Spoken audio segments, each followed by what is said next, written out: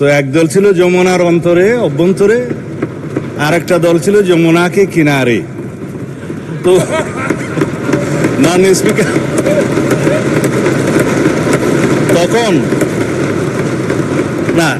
তখন তারা এখন বলতে পারে যে আগে কি সুন্দর দিন কাটাইতাম, এখন নাই।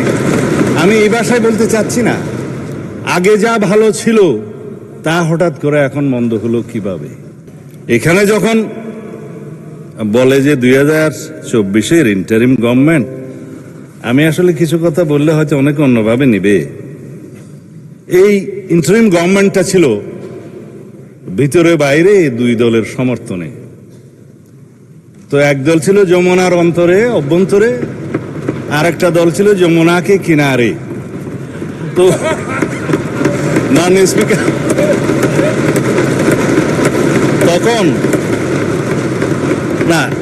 তখন তারা এখন বলতে পারে যে আগে কি সুন্দর দিন কাটাইতাম, এখন নাই। আমি এই ভাষায় বলতে চাচ্ছি না, আগে যা ভালো ছিল তা হঠাৎ করে এখন মন্দ হলো কিভাবে। এটা স্ববিরোধিতা।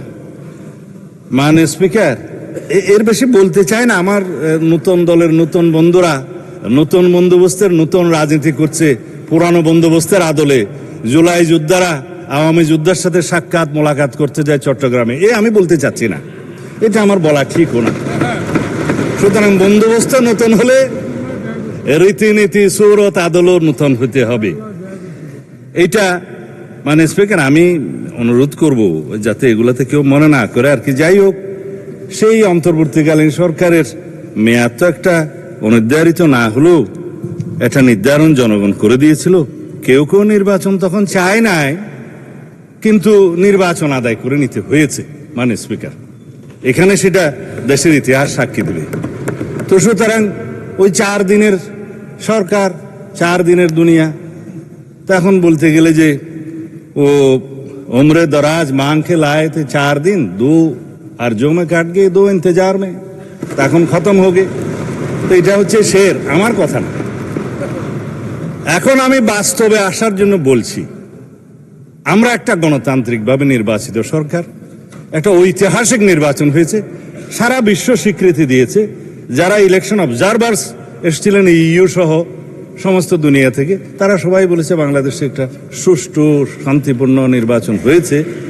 গত পরশুদিন ইইউর নির্বাচন পর্যবেক্ষণ মিশনের চূড়ান্ত প্রতিবেদন দাখিল হয়েছে, আমাদেরকেও দিয়েছে, মাননীয় বিরোধী দলীয় নেতার কাছেও দিয়েছেন। তো তারা বলেছেন নির্বাচন বিশ্বাসযোগ্য, কোনো ইঞ্জিনিয়ারিং দেখা যায়নি।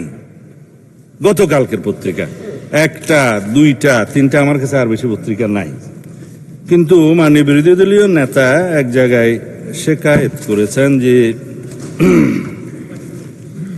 হ্যাঁ, বিএনপি সংস্কারের বিষয়ে টালবাহানা করছে।